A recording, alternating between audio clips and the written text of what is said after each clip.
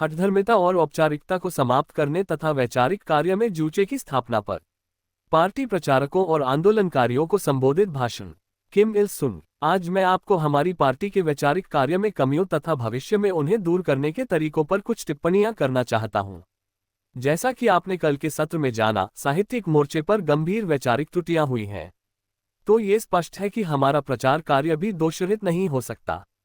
ये खेद की बात है कि हमारा प्रचार कार्य कई मामलों में हठधर्मिता और औपचारिकता से ग्रस्त है। वैचारिक कार्य में मुख्य कमियां सभी मामलों में गहराई से जाने में विफलता और जुचे की कमी है। ये कहना उचित नहीं होगा कि जुचे की कमी है, लेकिन वास्तव में यह अभी तक दृढ़ता से स्थापित नहीं हुआ है। यह एक गंभीर मामला है। हमें इस कमी को पूरी तरह से दूर करना चाहिए। जब तक ये समस्या हल नहीं हो जाती, हम वैचारिक कार्य में अच्छे परिणामों की आशा नहीं कर सकते।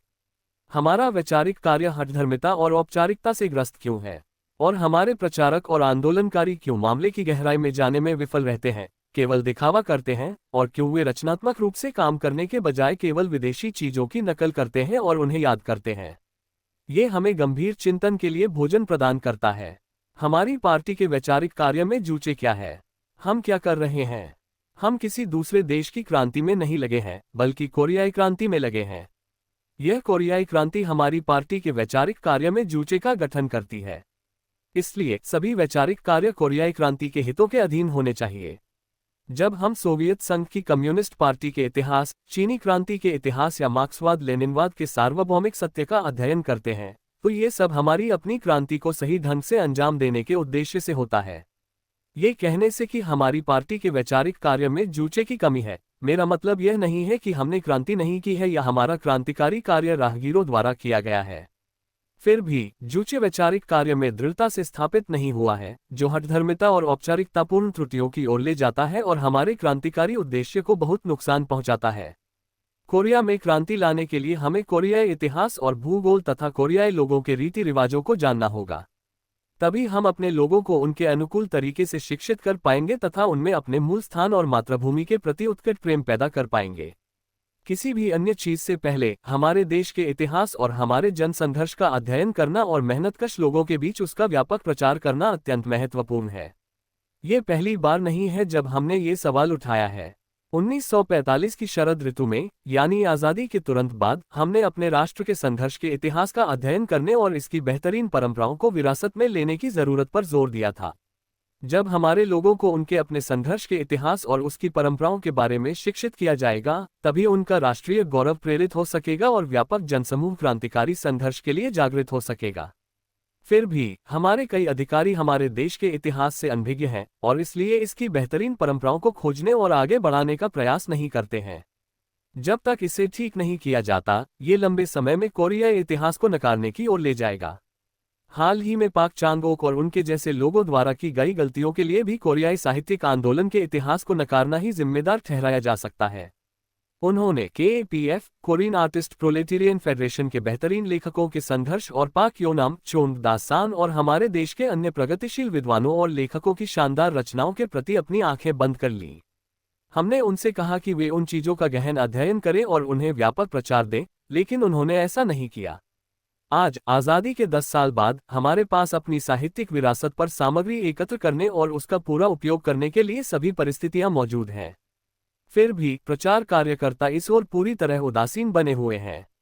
पार्टी की केंद्रीय समिति की 5वीं पूर्ण बैठक में यह निर्णय लिया गया कि हमारे जनसंघर्ष के इतिहास और बहुमूल्य सांस्कृतिक विरासत को सक्रिय रूप से प्रचारित किया जाएगा, लेकिन प्रचार के क्षेत्र में काम करने वाले कार्यकर्ता ऐसा करने में विफल रहे। उन्होंने यहां तक कहा कि उन्होंने कोरियाई लोगों के जापानी विरोधी संघर्ष पर लेख छापने पर अखबारों पर प्रतिबंध लगा दिया। उदाहरण के लिए, क्वांगजू छात्र घटना एक जन संघर्ष था जिसमें हजारों कोरियाई युवा और छात्र जापानी साम्राज्यवाद के खिलाफ उठ खड़े हुए थे। इसने कोरियाई युवाओं के व्यापक वर्गों में जापानी विरोधी भावना को प्रेरित करने में बड़ी भूमिका निभाई। स्वाभाविक रूप से हमें इस आंदोलन का व्यापक प्रचार करना चाहिए और युवाओं और छात्रों को उनके पूर्वजों द्वारा प्रदर्शित बहादुरीपूर्ण लड़ाई की भावना के बारे में शिक्षित करना चाहिए। हमारे प्रचार कार्यकर्ता ऐसा करने में विफल रहे हैं। इसके बजाय सिंगमैन री अपने पक्ष में इस आंदोलन का प्रचार कर रहे हैं। इसने एक गलत धारणा बनाई है कि कम्युनिस्ट राष्ट्रीय परंपराओं की अवहेलना करते हैं। ये कितनी खतरनाक बात है।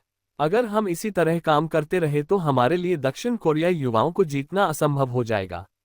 अब तक इस संबंध में प्रचार कार्य बंद कर दिया गया है और अलग रख दिया गया है, हालांकि किसी ने कभी ऐसा करने के निर्देश नहीं दिए हैं। समाचार पत्र इसके बारे में नहीं लिखते हैं, न ही इससे याद करने के लिए कोई बैठक आयोजित की जाती है। क्वांगजू छात्र घटना जैसी घटनाओं को डेमोक्रेटिक यूथ लीग द्वारा उठाया जाना चाहिए। क्वांगजू छात्र घटना साम्राज्यवाद के खिलाफ हमारे देश के युवाओं और छात्रों के संघर्ष का एक उत्कृष्ट उदाहरण है। यही बात 10 जून के स्वतंत्रता आंदोलन के बारे में भी कही जानी चाहिए। यह एक और जन संघर्ष था जिसमें कोरियाई लोग जापानी साम्राज्यवाद के खिलाफ उठ खड़े हुए थे। ये सच है कि संघर्ष में गुटबाजी करने वालों की वजह से बहुत बाधा आई थी। ये देखते हुए कि मुक्ति के बाद भी पाक होन योन ली सुंगयोब जासूस गुट हमारे बीच घुस आया और उत्पात मचाने लगा, ये कहने की जरूरत नहीं है कि उन दिनों गुटबाजी करने वाले लोग विध्वंसकारी गतिविधियों को और आसानी से अंजाम दे सकते थे।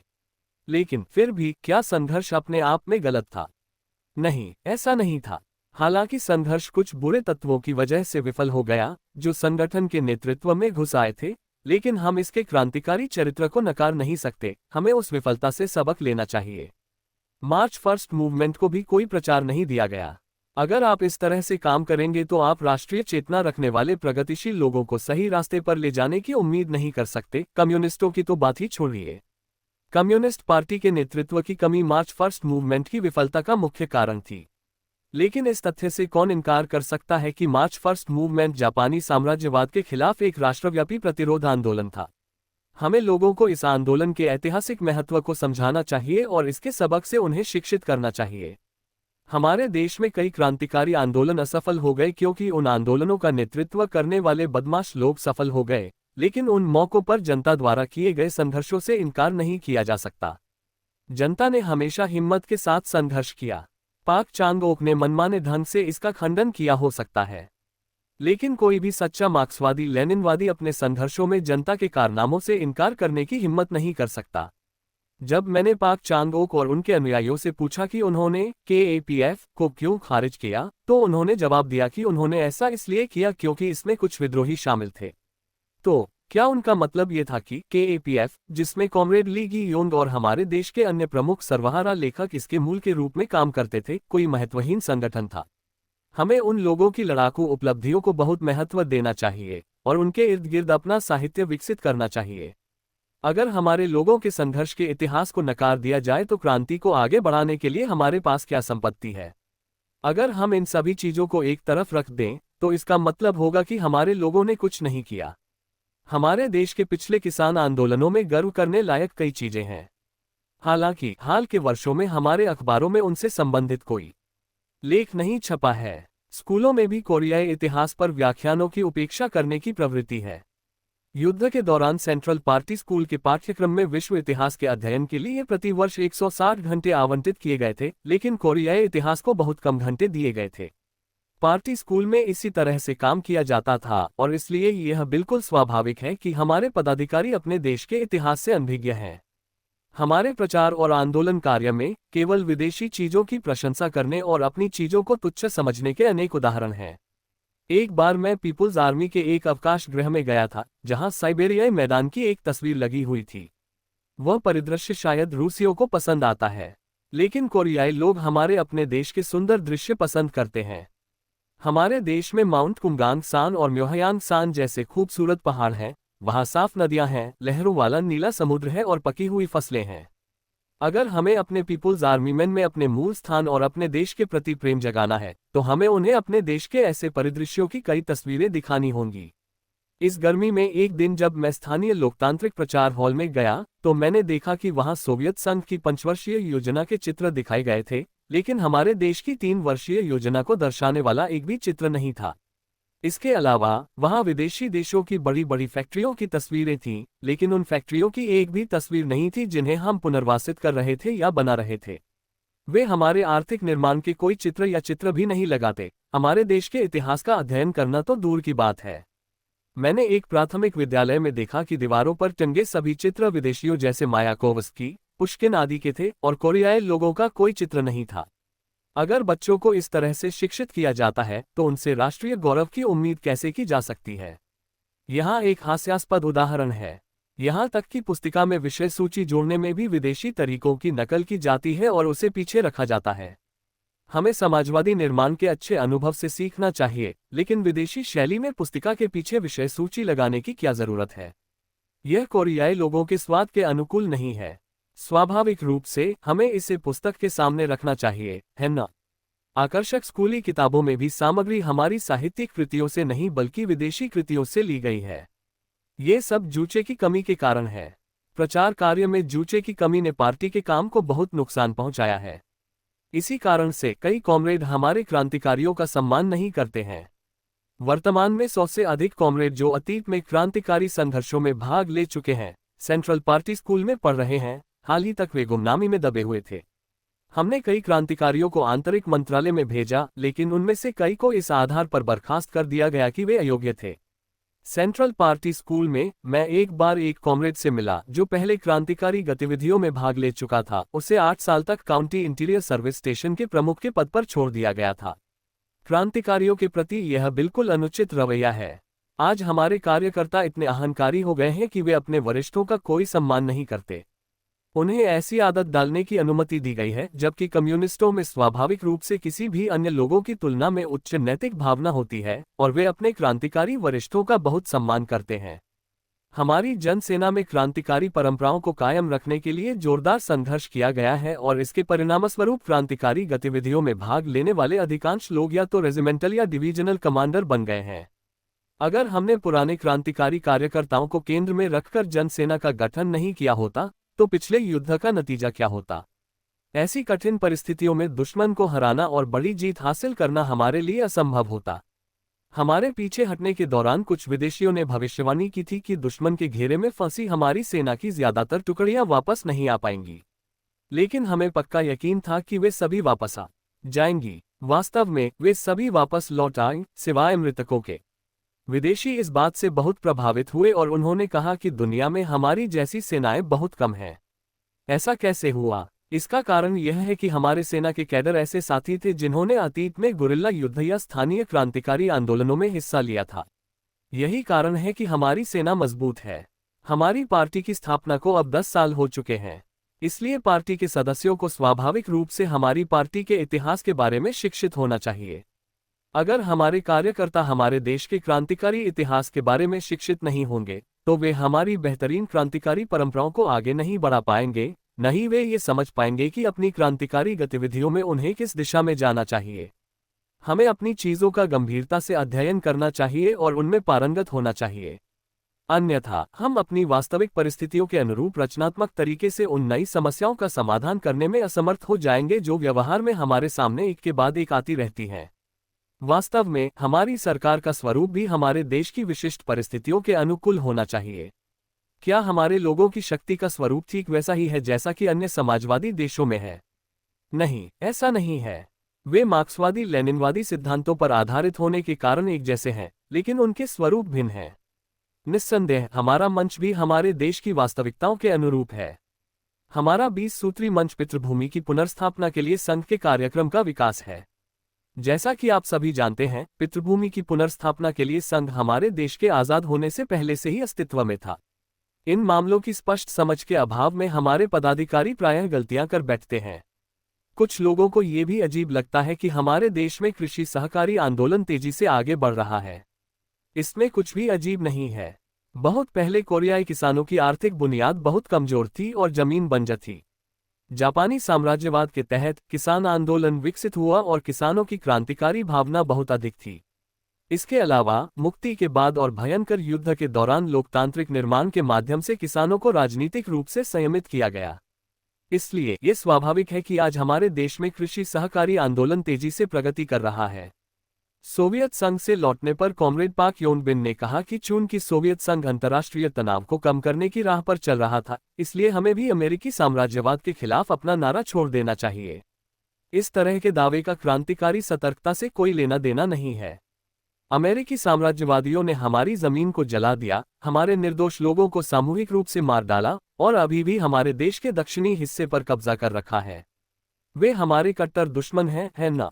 ये सोचना पूरी तरह से हास्यास्पद है कि अमेरिकी साम्राज्यवादियों के खिलाफ हमारे लोगों का संघर्ष सोवियत लोगों द्वारा अंतर्राष्ट्रीय संघर्षों को कम करने के प्रयासों के साथ संघर्ष करता है। कोरिया के प्रति अमेरिकी साम्राज्यवादियों की आक्रामक नीति के खिलाफ हमारे लोगों की निंदा और संघर्ष विरोधाभासी नहीं है, बल्कि अंतर्राष्ट्रीय तनाव को कम करने और शांति की रक्षा के लिए दुनिया के लोगों के संघर्ष के लिए अनुकूल है। साथ ही सोवियत लोगों सहित दुनिया भर के शांतिप्रिय लोगों का तनाव कम करने के लिए संघर्ष हमारे लोगों के साम्राज्यवाद विरोधी संघर्ष के लिए अधिक अनुकूल परिस्थितियां पैदा करता है। पाक चांग-ओक वैचारिक रूप से प्रतिक्रियावादी बुर्जुआ लेखक ली ताए-जुन से इस तरह जुड़े थे कि उन्होंने हमारे देश के इतिहास और हमारी वास्तविकताओं का अध्ययन करने की कोशिश नहीं की। उनके दिमाग में बुर्जुआ विचारधारा के अवशेषों के अलावा उनके मन में ये दम था कि वे हमारे देश की वास्तविकताओं का अध्ययन किए बिना ही सब कुछ जानते हैं। नतीजतन चीजें गलत हो गईं। उन्होंने हमारे वैचारिक काम को जो नुकसान पहुंचाया वह बहुत गंभीर है। मुक्ति के बाद उन्होंने और उनके जैसे लोगों ने कहा कि ली ग्वांग-सू एक प्रतिभाशाली व्यक्ति थे और इसलिए उन्हें प्रमुखता देना उचित होगा। लेकिन मैंने बताया कि ऐसा करना गलत होगा।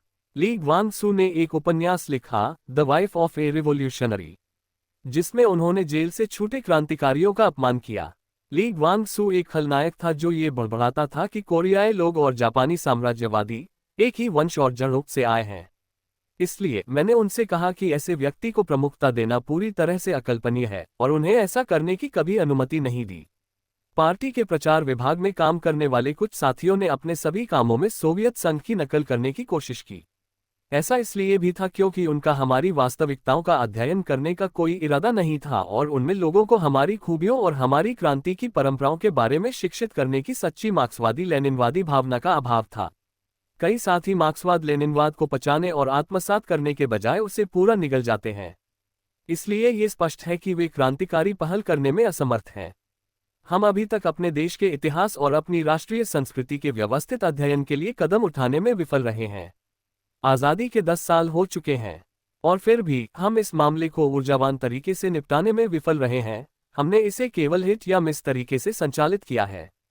हमारे पास पहले कम कार्यकर्ता थे, लेकिन अब हमारे पास विद्वान, धन और सामग्री है और इसे संचालित करने के लिए पर्याप्त परिस्थितियां हैं। ये काफी संभव है अगर आप एक अच्छा अध्ययन करें और काम को व्यवस्थित करें। हमारी राष्ट्रीय विरासत को उजागर करने और उन्हें आगे बढ़ाने के लिए हर संभव प्रयास किया जाना चाहिए। सच है, हमें अंतर्राष्ट्रीय स्तर पर जो प्रगतिशील है उससे सीखने में सक्रिय होना चाहिए, लेकिन हमें उन्नत संस्कृति को पेश करते हुए अपनी खुद की अच्छी चीजें विकसित करनी चाहिए। अन्यथा हमारे लोग अपनी क्षमता पर विश्वास खो देंगे और एक रीढ़विहीन लोग बन जाएंगे जो केवल दूसरों की नकल करने की कोशिश करते हैं।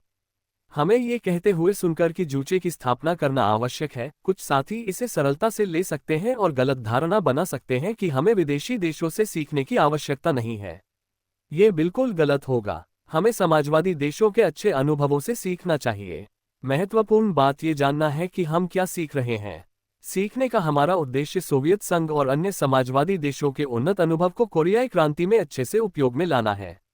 युद्ध के दौरान होगा किम जे-उक और पाक इल-यू ने एक बार सेना में राजनीतिक कार्य कैसे किया जाए इस समस्या पर आपस में मूर्खतापूर्ण ढंग से झगड़ा किया। सोवियत संघ के लोग सोवियत पद्धति पर जोर देते थे और चीन के लोग चीनी पद्धति पर अड़े रहते थे। इसलिए वे झगड़ते थे। कुछ लोग सोवियत शैली की वकालत करते थे और दूसरे चीनी तरीके की। ये सरासर बकवास था। इससे कोई फर्क नहीं पड़ता कि आप दायां हाथ इस्तेमाल करते हैं या बायां, आप टेबल पर चम्मच इस्तेमाल करते हैं या चॉपस्टिक। आप कैसे भी खाएं, ये सब तब तक एक जैसा है जब तक कि खाना आपके मुंह में डाला जाता है ना? युद्ध के समय में फैशन के बारे में विशेष होने की क्या जरूरत है? जब हम अपनी जन सेना को मजबूत करने और युद्ध जीतने के लिए राजनीतिक काम करते हैं तो कोई भी तरीका काम आएगा, बशर्ते हमारा लक्ष्य हासिल हो जाए। फिर भी होगा और पाक इल-यू ने इतनी छोटी सी बात पर झगड़ा किया। इससे पार्टी के भीतर अनुशासन कमजोर होता है। उस समय पार्टी केंद्र का मानना था कि हमें सोवियत संघ और चीन दोनों से सभी अच्छी चीजें सीखनी चाहिए और इस आधार पर अपने देश की वास्तविक परिस्थितियों के अनुकूल राजनीतिक काम करने का तरीका तैयार करना चाहिए। हमारे काम में क्रांतिकारी सत्य, मार्क्सवादी लेनिनवादी सत्य को समझना और उसे हमारे देश की वास्तविक परिस्थितियों में सही ढंग से लागू करना महत्वपूर्ण है। ऐसा कोई निश्चित सिद्धांत नहीं हो सकता कि हमें सोवियत पैटर्न का पालन करना चाहिए। कुछ लोग सोवियत तरीके की वकालत करते हैं और कुछ चीनी तरीके की, लेकिन क्या ये सही समय नहीं है कि हम अपना खुद का तरीका अपनाएं? मुद्दा यह है कि हमें सोवियत संघ के स्वरूपों और तरीकों की यांत्रिक नकल नहीं करनी चाहिए, बल्कि संघर्ष और मार्क्सवादी लेनिनवादी सत्य में उसके अनुभव से सीखना चाहिए। इसलिए सोवियत संघ के अनुभव से सीखते समय हमें रूपों पर नहीं बल्कि उसके अनुभव के सार को सीखने पर जोर देना चाहिए। सोवियत संघ के अनुभव से सीखते हुए केवल बाहरी रूपों का अनुकरण करने की एक स्पष्ट प्रवृत्ति है। एक बार प्रावदा ने एक शीर्षक दिया, हमारे देश में एक दिन। हमारे रोडोन सिनमुन ने भी यही शीर्षक दिया, हमारे देश में एक दिन। इस तरह की चीजों की नकल करने का क्या फायदा। कपड़ों के मामले में भी यही सच है। जब हमारी महिलाओं के लिए बहुत ही सुंदर कोरियाई पोशाकें हैं, तो उन्हें त्यागने और उनके लिए अनुपयुक्त पोशाकें पहनने का क्या फायदा है। ऐसा करने की कोई जरूरत नहीं है। मैंने कॉमरेड पाक जॉने को सुझाव दिया कि वे देखें कि हमारी महिलाएं यथासंभव कोरियाई पोशाकें पहने। मार्क्सवादी लेनिनवादी सत्य को सीखने के बजाय दूसरों द्वारा प्रयुक्त रूपों की नकल करने से हमें कोई लाभ नहीं होता, बल्कि नुकसान ही होता है। क्रांतिकारी संघर्ष और निर्माण कार्य दोनों में हमें मार्क्सवादी लेनिनवादी सिद्धांतों का दृढ़ता से पालन करना चाहिए तथा उन्हें अपने देश की विशिष्ट परिस्थितियों और राष्ट्रीय विशेषताओं के अनुरूप रचनात्मक तरीके से लागू करना चाहिए। अगर हम अपने देश के इतिहास और अपने लोगों की परंपराओं की अनदेखी करते हुए और अपनी वास्तविकताओं और अपने लोगों की तैयारी के स्तर को ध्यान में रखे बिना विदेशी अनुभव को यंत्रवत लागू करते हैं, तो हठधर्मितापूर्ण गलतियां होंगी और क्रांतिकारी उद्देश्य को बहुत नुकसान होगा। ऐसा करना मार्क्सवाद लेनिनवाद या अंतर्राष्ट्रीयवाद के प्रति निष्ठा नहीं है, यह उनके विपरीत है। मार्क्सवाद लेनिनवाद कोई सिद्धांत नहीं है, ये कार्य करने का मार्गदर्शक और रचनात्मक सिद्धांत है। इसलिए मार्क्सवाद लेनिनवाद अपनी अविनाशी जीवन शक्ति तभी प्रदर्शित कर सकता है जब इसे प्रत्येक देश की विशिष्ट परिस्थितियों के अनुरूप रचनात्मक रूप से लागू किया जाए। यही बात भाईचारे वाली पार्टियों के अनुभव पर भी लागू होती है। ये हमारे लिए तभी मूल्यवान साबित होगा जब हम इसका अध्ययन करेंगे, इसके सार को समझेंगे और इसे अपनी वास्तविकताओं पर ठीक से लागू करेंगे। इसके बजाय अगर हम इसे बस निगल लेंगे और अपना काम खराब कर देंगे, तो यह न केवल हमारे काम को नुकसान पहुंचाएगा बल्कि भाईचारे वाली पार्टियों के मूल्यवान अनुभव को भी बदनाम करेगा। जूचे की स्थापना की समस्या के संबंध में मैं अंतर्राष्ट्रीयता और देशभक्ति पर भी बात करना आवश्यक समझता हूँ। अंतर्राष्ट्रीयता और देशभक्ति एक दूसरे से अविभाज्य रूप से जुड़ी हुई हैं। आपको पता होना चाहिए कि कोरियाई कम्युनिस्टों का अपने देश के प्रति प्रेम मजदूर वर्ग की अंतर्राष्ट्रीयता के विरुद्ध नहीं है, बल्कि पूरी तरह से उसके अनुरूप है। कोरिया से प्रेम करना उतना ही अच्छा है जितना कि सोवियत संघ और समाजवादी खेमे से प्रेम करना, और इसी तरह सोवियत संघ और समाजवादी खेमे से प्रेम करने का अर्थ है कोरिया से प्रेम करना। वे एक संपूर्ण इकाई का निर्माण करते हैं, क्योंकि मजदूर वर्ग के महान उद्देश्य की कोई सीमा नहीं है और हमारा क्रांतिकारी उद्देश्य दुनिया भर के मजदूर वर्ग के अंतर्राष्ट्रीय क्रांतिकारी उद्देश्य का एक हिस्सा है। सभी देशों के मजदूर वर्ग का एक सर्वोच्च लक्ष्य एक साम्यवादी समाज का निर्माण करना है। अंतर, यदि कोई है, तो केवल इस तथ्य में है कि कुछ देश इसे पहले करते हैं और अन्य बाद में। केवल देशभक्ति की वकालत करना और अंतर्राष्ट्रीय एकजुटता की उपेक्षा करना गलत होगा। कोरियाई क्रांति की जीत और अंतर्राष्ट्रीय मजदूर वर्ग के महान उद्देश्य के लिए हमें अपने मुक्तिदाता और सहायक सोवियत लोगों और सभी समाजवादी देशों के लोगों के साथ एकजुटता को मजबूत करना चाहिए। ये हमारा पवित्र अंतर्राष्ट्रीय कर्तव्य है। सोवियत लोग अपनी ओर से न केवल समाजवादी खेमे के देशों के साथ बल्कि पूरे विश्व के मजदूर वर्ग के साथ एकजुटता को मजबूत करने के लिए हर संभव प्रयास कर रहे हैं, ताकि उनके देश में साम्यवादी निर्माण और विश्व क्रांति की जीत दोनों हो सके। इस प्रकार देशभक्ति और अंतर्राष्ट्रीयता अविभाज्य हैं। जो अपने देश से प्यार नहीं करता, वह अंतर्राष्ट्रीयता के प्रति वफादार नहीं हो सकता, और जो अंतर्राष्ट्रीयता के प्रति बेवफा है, वह अपने देश और लोगों के प्रति वफादार नहीं हो सकता। एक सच्चा देशभक्त वास्तव में एक अंतर्राष्ट्रीयवादी होता है और इसके विपरीत। यदि हम अपने देश में जो कुछ भी अच्छा है उसे एक तरफ रख दें और वैचारिक कार्यों में केवल विदेशी चीजों की नकल करें और उन्हें याद करें, तो यह निश्चित रूप से हमारी क्रांति के लिए नुकसानदेह होगा, और इस तरह हम अंतर्राष्ट्रीय क्रांतिकारी उद्देश्य के प्रति अपने अंतर्राष्ट्रीय दायित्वों को ठीक से पूरा करने में असफल रहेंगे। द्वितीय पार्टी कांग्रेस की रिपोर्ट में मैंने सोवियत सेना के कमांडर के उस बयान से निम्नलिखित अंश उद्धृत किया जो हमारे देश में प्रवेश के पहले दिन प्रकाशित हुआ था। कोरियाई लोगों, आपकी खुशी आपके अपने हाथों में है। कोरियाई लोगों को अपनी खुशी का निर्माता खुद बनना चाहिए। ये कथन बिल्कुल सही है, और यदि हम इसके अनुसार कार्य करने में विफल रहते हैं, तो हम आम जनता के एक बड़े हिस्से को खो सकते हैं। हमारे प्रचार कार्यकर्ताओं की औपचारिकता प्रचार कार्य में चीजों को बड़ा चढ़ाकर पेश करने में भी अभिव्यक्त होती है। उदाहरण के लिए, सभी उठ खड़े हुए हैं, सभी को संगठित किया गया है, आदि जैसे आडंबरपूर्ण भाव भाषणों और लेखों में लंबे समय से प्रचलन में हैं। हमने पाक चोंग ओक को एक से अधिक बार इसके खिलाफ सलाह दी।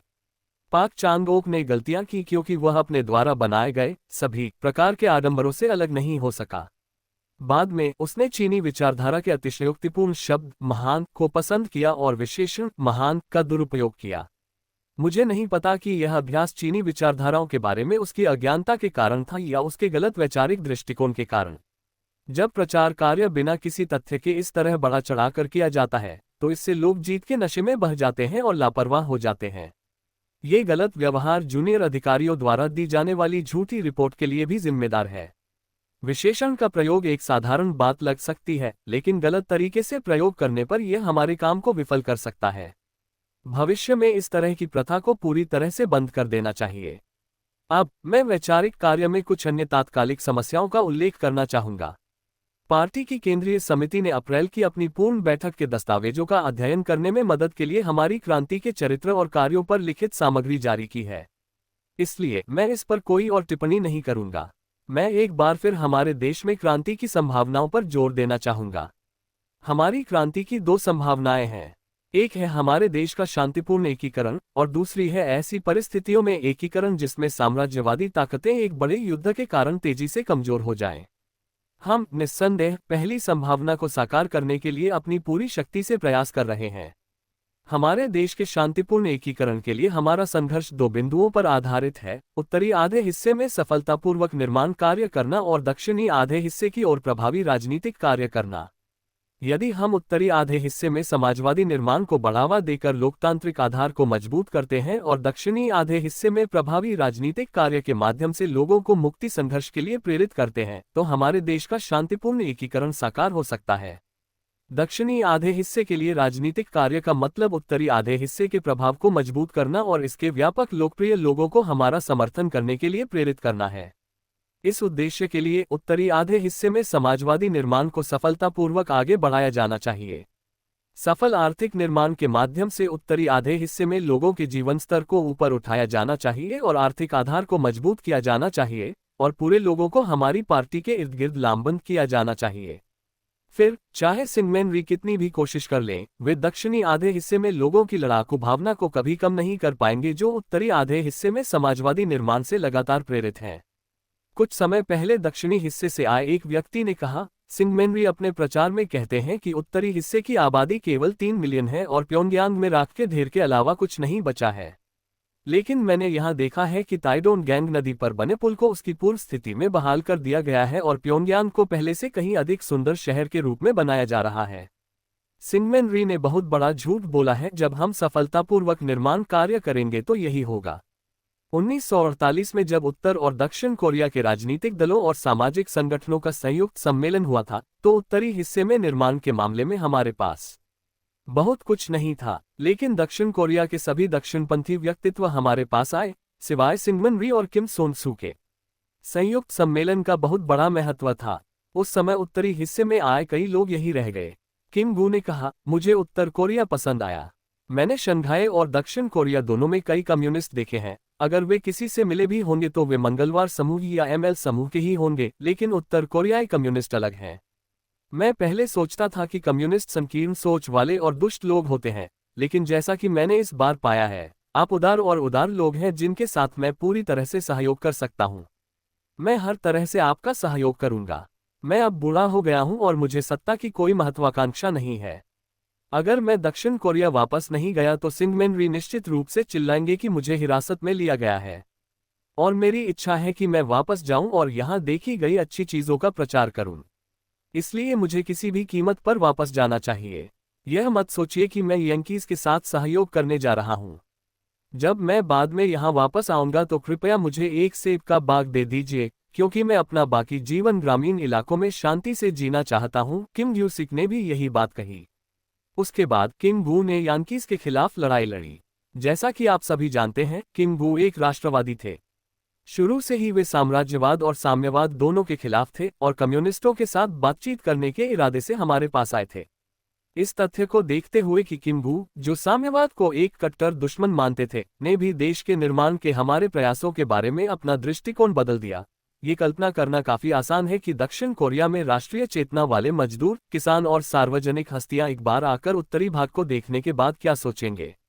मुक्ति से पहले सोवियत संघ में मजदूर वर्ग के पास सत्ता थी और वह समाजवाद का निर्माण कर रहा था। ये सुनकर ही हम सोवियत संघ के लिए असीम रूप से तरसने लगे थे, जहां हम कभी नहीं थे। तो फिर दक्षिणी हिस्से के लोग उत्तरी हिस्से के हमारे लोगों के समाजवादी निर्माण की तड़प में कैसे मदद कर सकते हैं, जो उनके साथ एक ही जातीय मूल के हैं। यही कारण है कि उत्तरी भाग में सफलतापूर्वक निर्माण कार्य किसी भी अन्य चीज से अधिक महत्वपूर्ण है। जैसा कि ऊपर से देखा जा सकता है, जब उत्तरी आधे हिस्से में सफल समाजवादी निर्माण और दक्षिणी आधे हिस्से की ओर निर्देशित प्रभावी राजनीतिक कार्य के माध्यम से दक्षिणी आधे हिस्से के लोगों को अमेरिकी साम्राज्यवाद और सिंगमनरी शासन के खिलाफ कार्रवाई के लिए उकसाया जाता है, तो हमारे देश का शांतिपूर्ण पुनः एकीकरण साकार हो सकता है।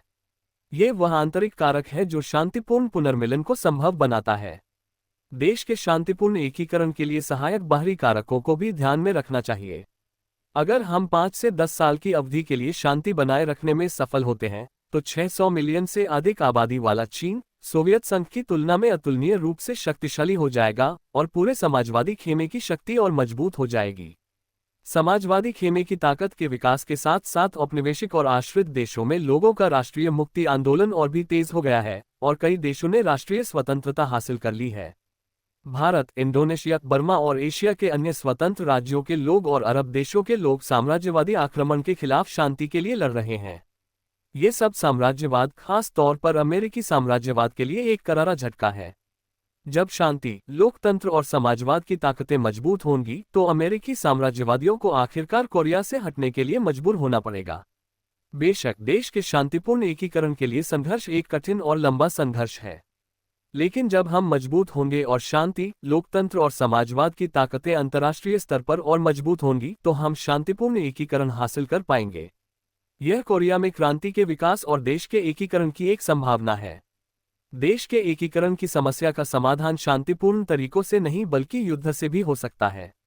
अगर साम्राज्यवादी विश्व स्तर पर युद्ध छेड़ते हैं, तो हमारे पास लड़ने के अलावा कोई विकल्प नहीं होगा और तब हमारे लिए कोरिया में अमेरिकी साम्राज्यवादियों से लड़ना और उन्हें अपनी ताकत से हराना काफी संभव होगा। हालांकि हमारे लिए अकेले अमेरिकी साम्राज्यवाद से लड़ना थोड़ा मुश्किल होगा, लेकिन जब वह अपनी ताकतों को पूरी दुनिया में फैलाने के लिए मजबूर होगा, तो हम उसे आसानी से हरा पाएंगे। उस स्थिति में हम कोरिया से अमेरिकी साम्राज्यवाद की ताकतों को खत्म कर देंगे और देश का एकीकरण हासिल कर लेंगे। कोरियाई क्रांति के विकास और देश के एकीकरण की ये दूसरी संभावना है, लेकिन हम ये संभावना नहीं चाहते। हम पहली संभावना चाहते हैं, यानी शांतिपूर्ण तरीके से एकीकरण, और हम इसके साकार होने के लिए संघर्ष कर रहे हैं। देश के पुनः एकीकरण की संभावनाएं चाहे जो भी हो, हमारी पार्टी को मजबूत करना तथा इसके सदस्यों में पार्टी भावना को मजबूत करना किसी भी अन्य चीज से अधिक महत्वपूर्ण है। अगर उत्तर और दक्षिण के बीच बातचीत शुरू हो जाती है और फिर उनके बीच की बाधाएं खत्म हो जाती हैं और हम दक्षिण कोरियाई लोगों के बीच काम करने लगते हैं, तो क्या ये जरूरी नहीं होगा कि हमारी पार्टी मजबूत हो? जब हमारी पार्टी मजबूत होगी, तभी वह ऐसी अनुकूल स्थिति का लाभ उठा पाएगी। हमारी पार्टी की सदस्यता का अनुपात अब जनसंख्या के अनुपात में 1 से 10 है, यानी 10 लाख की आबादी में से 10 लाख सदस्य हैं। वास्तव में यह कोई छोटा अनुपात नहीं है, लेकिन कोरिया की कुल जनसंख्या 30 मिलियन से तुलना करें तो 10 लाख किसी भी तरह से बहुत ज्यादा नहीं है। दक्षिण कोरिया में पार्टी की ताकत का विकास गंभीर रूप से सीमित होने के अलावा कुछ नहीं हो सकता, क्योंकि वहां भूमिगत आंदोलन अत्यंत कठिन परिस्थितियों में संचालित होता है। एकीकरण के बाद पार्टी के कुछ सदस्यों के साथ अपना काम जारी रखना मुश्किल होगा, हालांकि दक्षिण कोरिया में भी यह संख्या बढ़ेगी। अब से सुदूर उत्तरी हिस्से में पार्टी के बहुत से सदस्यों को प्रशिक्षित करने और एकीकरण के बाद उन्हें उत्तर और दक्षिण में समान रूप से काम करने के लिए नियुक्त करने में क्या गलत है? इसमें कुछ भी गलत नहीं है। फिर भी पार्टी की केंद्रीय समिति की चौथी पूर्ण बैठक के समय होगाई ने जोर देकर कहा कि पार्टी को अपने दरवाजे बंद कर देने चाहिए, भले ही इसकी सदस्य संख्या 600,000 से ज्यादा न हो। तब पार्टी ने उनके विचार की आलोचना की और तब से अपनी सदस्यता बढ़ाना जारी रखा है। अब मुद्दा यह है कि हमारे 10 लाख पार्टी सदस्यों को अच्छी शिक्षा दी जाए। हमारे सदस्यों में कभी कभी ऐसे लोग भी मिल जाते हैं जो गैर पार्टी जनसमूह से भी पीछे रह जाते हैं। लेकिन फिर भी इन लोगों को पार्टी से नहीं निकाला जाना चाहिए। उन्हें पार्टी में रखना चाहिए और शिक्षित करना चाहिए। अगर उन्हें निकाल दिया गया तो हमारी पार्टी की ताकत कमजोर हो सकती है। ये और भी जरूरी है क्योंकि हमारी पार्टी अकेली पार्टी नहीं है। जन समुदाय की पार्टी का निर्माण करते समय कोशिकाओं के नाभिकों को लगातार प्रशिक्षित करना हमारी अपरिवर्तनीय संगठनात्मक लाइन है। नाभिकों से हमारा तात्पर्य उन पार्टी सदस्यों से है जो साम्यवादी सत्य से अवगत हैं और बिना किसी हिचकिचाहट के क्रांति के मार्ग पर चलने में सक्षम हैं। रातों रात 10 लाख पार्टी सदस्यों को कम्युनिस्ट चेतना के बराबर स्तर से लैस करना मुश्किल है। हमें पहले नाभिकों को प्रशिक्षित करने और फिर धीरे धीरे सभी पार्टी सदस्यों की चेतना के स्तर को बढ़ाने की लाइन का पालन करना चाहिए। हमारा लक्ष्य पार्टी सदस्यों को कोर सदस्यों की मदद से शिक्षित करना है। इसलिए चौथी पूर्ण बैठक के बाद से पार्टी ने सेल के कोर सदस्यों को प्रशिक्षित करने के सवाल पर विशेष जोर दिया है। ये और भी अधिक संतुष्टिदायक होगा यदि उनकी संख्या आज 5 से बढ़कर कल 10 हो जाए और इस तरह सभी पार्टी सदस्य कोर तत्व बन जाएं, और भले ही सभी नहीं बल्कि पार्टी सदस्यता का केवल 50% ही ऐसा करे, यह एक अच्छी बात होगी। हमारी पार्टी के एक जन राजनीतिक दल के रूप में विकसित होने में कम्युनिस्ट पार्टी और न्यू डेमोक्रेटिक पार्टी का विलय बहुत महत्वपूर्ण था। हमारी सही संगठनात्मक लाइन और व्यापक मेहनतकश जनता को जीतने के लिए ऊर्जावान संघर्ष के परिणामस्वरूप हमारी पार्टी अब एक जन राजनीतिक दल के रूप में विकसित हो गई है, जिसमें 10 लाख सदस्य हैं। ये सफलता हासिल करना किसी भी तरह से आसान नहीं रहा है, बल्कि बेहद कठिन संघर्षों के माध्यम से हासिल किया गया है। हम दक्षिण कोरिया में लोकतांत्रिक अधिकारों और स्वतंत्रताओं की मांग करते हैं और उनके लिए लड़ते हैं। बोलने, प्रेस, सभा और संघ की स्वतंत्रता जो देश के शांतिपूर्ण एकीकरण के लिए आवश्यक शर्तें हैं। हमारा उद्देश्य दक्षिण कोरिया के राजनीतिक दलों को उत्तरी कोरिया में स्वतंत्र रूप से राजनीतिक गतिविधियों का संचालन करने की अनुमति देते हुए दक्षिण कोरिया के अपने स्वतंत्र गतिविधियों के लिए परिस्थितियों को सुरक्षित करना है। जब उत्तर और दक्षिण में स्वतंत्र राजनीतिक संघर्ष के लिए ऐसी स्थिति बनेगी तो जो भी ज्यादा से ज्यादा लोगों को जीत लेगा वही जीतेगा। इसलिए हमारी पार्टी और उसके सदस्यों की पार्टी भावना को मजबूत करना सबसे ज्यादा जरूरी है। अपने सदस्यों की पार्टी भावना को सुदृढ़ बनाने के लिए हमें उन सभी से पार्टी केंद्रीय समिति की चौथी और पांचवी पूर्ण बैठक के दस्तावेजों का निरंतर और गहन अध्ययन करवाना चाहिए। हमारे साथियों को पार्टी के संगठनात्मक और प्रचार कार्य में अधिक प्रयास करने चाहिए, बजाय इसके कि वे केवल आर्थिक अभियानों में ही उलझे रहें। पार्टी प्रकोष्ठों का अच्छी तरह से निर्माण किया जाना चाहिए और प्रकोष्ठों के माध्यम से पार्टी सदस्यों को शिक्षित किया जाना चाहिए। उन सदस्यों की पार्टी भावना को नियंत्रित करना विशेष रूप से आवश्यक है जो प्रमुख पदों पर हैं, मंत्री, उप मंत्री और ब्यूरो निदेशक। संपूर्ण सदस्यता की पार्टी भावना को मजबूत करने के लिए जोरदार शैक्षिकी उपाय किए जाने चाहिए। हमारी पार्टी की संरचना बहुत जटिल है। सभी तरह के लोग हमारी पार्टी में शामिल हुए हैं, वे जो कभी मंगलवार समूह और एल समूह से जुड़े थे, वे जो मुक्ति के बाद मेहनतकश लोगों की पार्टी से जुड़े थे, और अन्य कई लोग अतीत में गुटीय तत्वों के प्रभाव में थे। ये लोग केंद्रीय अंगों में जिम्मेदार कार्यकर्ताओं और पार्टी केंद्रीय समिति के सदस्यों दोनों में पाए जाते हैं। सभी लोग बेकार नहीं हैं। शिक्षा उन्हें उपयोगी बनाएगी, लेकिन ये शिक्षा अल्पकालिक अभियान के माध्यम से नहीं दी जानी चाहिए। इसके लिए लंबी, लगातार शिक्षा और आलोचना की आवश्यकता है। पार्टी के हर सदस्य को पार्टी की विचारधारा से मजबूती से लैस करने और पार्टी के सदस्यों और मेहनतकश लोगों के मन में मौजूद बुर्जुआ विचारधारा के सभी अवशेषों को खत्म करने के लिए एक दृढ़ संघर्ष लड़ा जाना चाहिए। हमारे सदस्यों की पार्टी भावना को पूरी तरह से संतुलित किया जाना चाहिए, जब तक कि उनकी कमियों और वैचारिक विकृतियों को पूरी तरह से दूर नहीं कर दिया जाता। पाक चांग-ओक और किसोक-बोक की आलोचना करने में हम बहुत देर कर चुके थे। अगर पार्टी की केंद्रीय समिति की पांचवी पूर्ण बैठक के समय उनकी आलोचना की गई होती तो बात इतनी आगे नहीं बढ़ती। इसलिए उन अग्रणी कार्यकर्ताओं के विचारों को फिर से ढालना विशेष रूप से महत्वपूर्ण है जो होगाए या पाक एलयू से प्रभावित रहे हैं और उन्हें पार्टी की वैचारिक प्रणाली स्थापित करने में मदद करते हैं। ये काम पार्टी के संगठनात्मक नेतृत्व विभाग और प्रचार और आंदोलन विभाग द्वारा किया जाना चाहिए। पार्टी सदस्यों की शिक्षा में सबसे महत्वपूर्ण बात यह है कि उन्हें, खासतौर पर कार्यकर्ताओं को, एक व्यापक दृष्टिकोण स्थापित करने के लिए तैयार किया जाए। इसकी कमी के कारण नौकरशाही लगातार सामने आ रही है। ये हमारी पार्टी के काम में एक गंभीर कमी है। देश को फिर से एक करने और समाजवाद और साम्यवाद का निर्माण करने के हमारे महान लक्ष्यों को प्राप्त करने के लिए हमें जनता का दिल जीतना होगा। हमें स्पष्ट रूप से जानना होगा कि नौकरशाही क्रांति को कितना बड़ा नुकसान पहुंचा सकती है। जनता की आवाज सुनना और उनके हितों की वकालत करना सड़कों पर चल रही भ्रामक राय पर काम करने से बिल्कुल अलग बात है। बाद वाले का क्रांतिकारी जन दृष्टिकोण से कोई लेना देना नहीं है।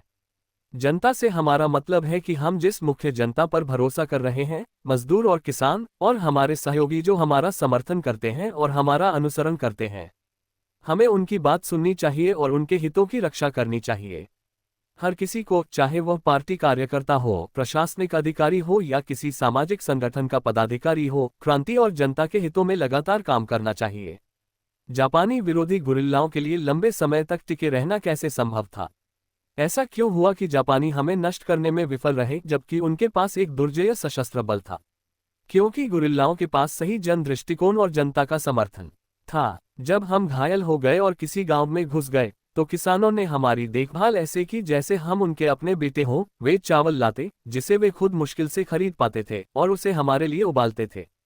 यहाँ तक कि जापानी द्वारा स्थापित सघन गांवों की मिट्टी की दीवारों के अंदर रहने वाले किसान भी दीवारों के बाहर हमें भोजन भेजने में कामयाब रहे।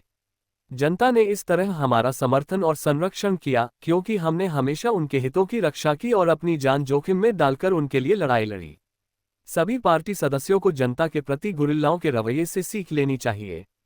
जापानी साम्राज्यवादी शासन के दिनों में हम पर सब कुछ बलपूर्वक थोपा जाता था। अनिवार्य सैन्य सेवा, अनिवार्य श्रम भर्ती, कृषि उपज की अनिवार्य डिलीवरी आदि। हम ऐसी प्रथाओं का दृढ़तापूर्वक विरोध करते हैं। जनता से कटी हुई पार्टी पानी से बाहर मछली की तरह होती है। अगर जनता के साथ नहीं तो पार्टी किसके साथ क्रांति कर सकती है? ऐसी पार्टी न केवल क्रांति में जीत हासिल करने में असमर्थ होगी बल्कि अंततः उसका अस्तित्व ही खतरे में पड़ जाएगा। पार्टी केवल जनता के हितों की रक्षा के लिए ही अपना कार्यक्रम आगे बढ़ाती है और राज्य सत्ता पर कब्जा करती है। इसलिए क्या जनता के हितों का अतिक्रमण करना पार्टी और क्रांति के उद्देश्यों के विरुद्ध नहीं होगा? हमारे कानून और निर्णय निर्विवाद रूप से उत्कृष्ट हैं, लेकिन ये सब बेकार हो जाएगा यदि इन्हें लागू करने के दौरान हमारे पदाधिकारी जनता के हितों पर अतिक्रमण करते हैं। आपको इसे ध्यान में रखना चाहिए और पार्टी सदस्यों के बीच शैक्षिकी कार्य को और मजबूत करना चाहिए ताकि वे नौकरशाही को खत्म कर सकें और सही जन दृष्टिकोण प्राप्त कर सकें। यदि पार्टी के कम से कम 50% सदस्य सही जन दृष्टिकोण प्राप्त कर लेते हैं तो इसका मतलब हमारी पार्टी के लिए एक बड़ा बदलाव होगा। वर्तमान में पार्टी के बहुत से सदस्य सही जन दृष्टिकोण से पूरी तरह सुसज्जित नहीं हैं। कार्यकर्ताओं के बीच स्थिति और भी खराब है। किसी पार्टी सदस्य के पास सही जन दृष्टिकोण है या नहीं, ये भी उसकी पार्टी भावना पर निर्भर करता है। इसलिए इस संबंध में पार्टी भावना को संयमित करना भी निर्णायक महत्व रखता है। इसके अलावा पार्टी के सदस्यों के मन में क्रांति की संभावनाओं के बारे में विश्वास और आशावाद पैदा करना महत्वपूर्ण है। हमारे उद्देश्य की अंतिम जीत में दृढ़ विश्वास के बिना और क्रांति के भविष्य के बारे में आशावाद के बिना किसी भी और सभी परिस्थितियों में क्रांतिकारी संघर्ष के दौरान अनिवार्य रूप से आने वाली कठिनाइयों को दूर करना असंभव होगा। हमारे पार्टी सदस्यों को क्रांति के भविष्य के बारे में हमेशा आशावादी रहने वाले अदम्य योद्धा बनाने के लिए उनकी मार्क्सवादी लेनिनवादी शिक्षा को तीव्र करना आवश्यक है। सामाजिक विकास के नियमों और समाजवाद और साम्यवाद की विजय की अनिवार्यता की स्पष्ट समझ के बिना न तो जीत में विश्वास हो सकता है और न ही किसी भी मुश्किल का सामना करने के लिए उच्च स्तरीय भावना और लड़ाकूपन हो सकता है। मैं क्रांतिकारियों की कतारों में अस्थिरता और दलबदल का उदाहरण लेना चाहूंगा, जो सामाजिक विकास के नियमों के ज्ञान के अभाव और जटिल परिस्थिति में विकास की प्रवृत्ति की स्पष्ट समझ के अभाव के कारण हुआ था। जब जापानी साम्राज्यवाद की पराजय निकट थी तो गुरिल्ला टुकड़ियों में से कुछ लोगों ने विश्वास खो दिया और भाग गए। यह आंशिक रूप से उस समय हमारे प्रचार कार्य में कुछ औपचारिक दोषों के कारण था। उन दिनों सोवियत संघ के बारे में प्रचार विशेष महत्व का था और हमने इस तरह प्रचार किया, सोवियत संघ और साम्राज्यवादी राज्यों के बीच एक दिन निश्चित रूप से एक बड़ा टकराव होगा क्योंकि उनके बीच बुनियादी विरोधाभास मौजूद है। तब जापानी साम्राज्यवाद नष्ट हो जाएगा और हमारा देश स्वतंत्रता प्राप्त करने में सक्षम होगा। ये गलत था। यद्यपि हम समाजवादी राज्य और साम्राज्यवादी देशों के बीच विरोधाभासों के बारे में अपने प्रचार में सही थे, हम घटनाक्रम के बारे में सच्चाई का प्रचार करने में विफल रहे। परिणामस्वरूप जब 1941 में सोवियत संघ और जापान के बीच तटस्थता की संधि हुई और सोवियत संघ और हिटलर जर्मनी के बीच एक गैर आक्रामकता संधि पर हस्ताक्षर किए गए तो गुरिल्लाओं के रैंकों में कुछ तत्वों ने भविष्य के लिए आशा खो दी और लड़खड़ा गए। ये विद्रोही हमारे दल को छोड़कर चले गए। उन्होंने कहा कि गुरिल्लाओं के साथ 10 साल बिताने के बाद उनका भविष्य अंधकार में है। उन्हें नहीं पता कि उन्हें वहां 10 या 20 साल और बिताने होंगे या नहीं। इसलिए हमने गुरिल्लाओं को क्रांतिकारी स्थिति और क्रांति की सच्चाई के बारे में पूरी तरह से समझाया। उसके बाद कोई भी विद्रोही दल नहीं बचा। इसमें कोई संदेह नहीं है कि देर सवेर हम एक महान क्रांतिकारी घटना देखेंगे। जैसा कि मैंने पहले ही कहा है, वह घटना या तो शांतिपूर्ण ढंग से घटित हो सकती है या अशांत ढंग से। घटना चाहे जिस भी रूप में हो, हमें उसका सामना करने के लिए हमेशा तैयार रहना चाहिए। इस महान क्रांतिकारी घटना का सामना करने के लिए पार्टी सदस्यों की पार्टी भावना को मजबूत किया जाना चाहिए, उन्हें सही जन दृष्टिकोण रखने तथा जीत में विश्वास रखने और क्रांति के भविष्य के बारे में आशावादी होने के लिए शिक्षित किया जाना चाहिए। दूसरी महत्वपूर्ण बात यह है कि सभी तरह की पार्टी विरोधी प्रवृत्तियों के खिलाफ उचित तरीके से संघर्ष करना चाहिए।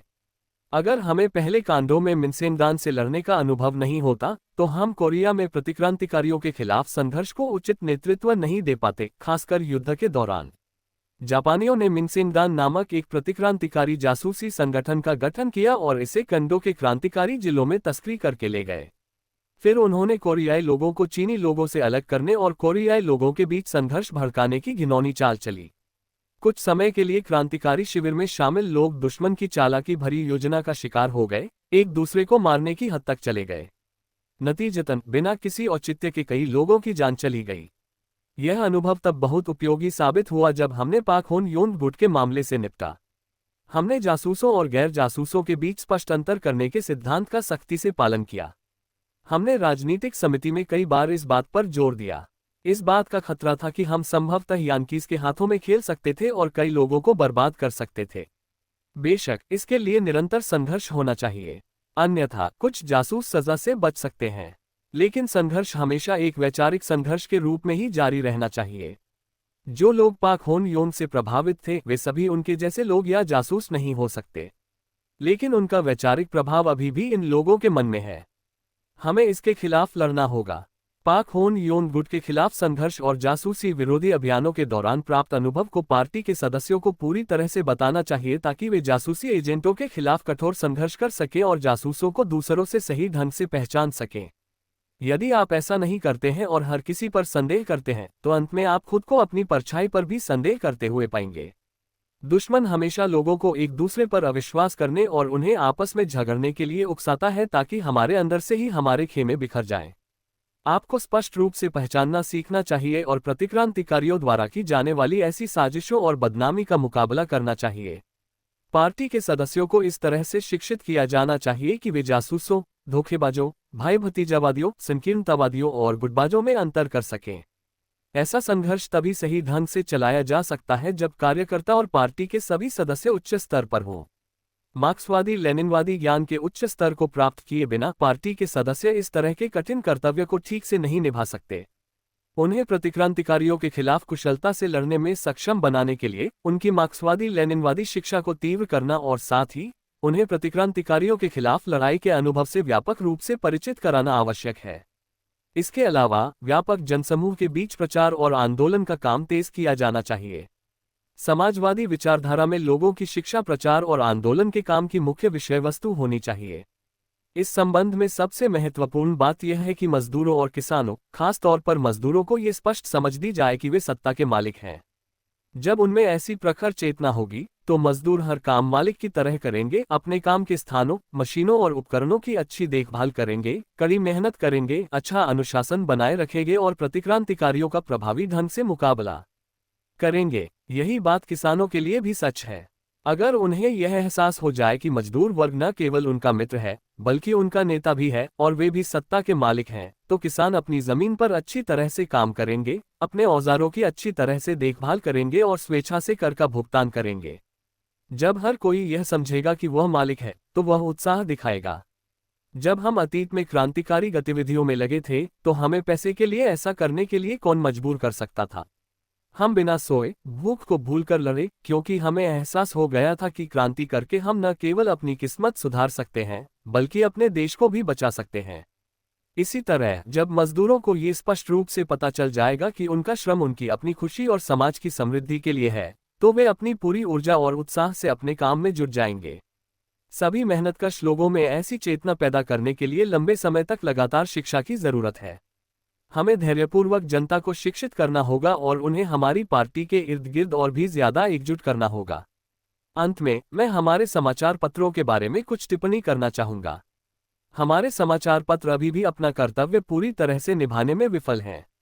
हमारे पार्टी मुखपत्र रोडोन सिन्मुन का मुख्य कार्य पार्टी के सदस्यों को पार्टी की नीतियों तथा उनके संघर्ष कार्यों के बारे में दिन प्रतिदिन समझाकर शिक्षित करना है। मिंजू चोसन का मुख्य कार्य जनता को राज्य की नीतियों को लागू करने के लिए संगठित करना है, उन्हें समझाकर तथा उन्हें जनशक्ति के कानूनों और विनियमों तथा राज्य की नीतियों की पूरी समझ देकर general federation of trade unions, democratic youth league तथा अन्य संगठनों के अंगों को भी उनकी संबंधित विशेषताओं और कार्यों के अनुसार संपादित किया जाना चाहिए।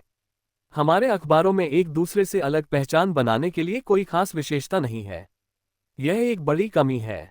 क्या ऐसा इसलिए है क्योंकि वे सभी कोरियन सेंट्रल न्यूज एजेंसी द्वारा दी जाने वाली सामग्री से लैस है या उनमें से कुछ के पास सीमित जगह है, मुझे नहीं पता। यहाँ भी बहुत औपचारिकता और हठधर्मिता देखने को मिलती है। मुझे लगता है कि आपको इस मामले पर गंभीरता से विचार करना चाहिए।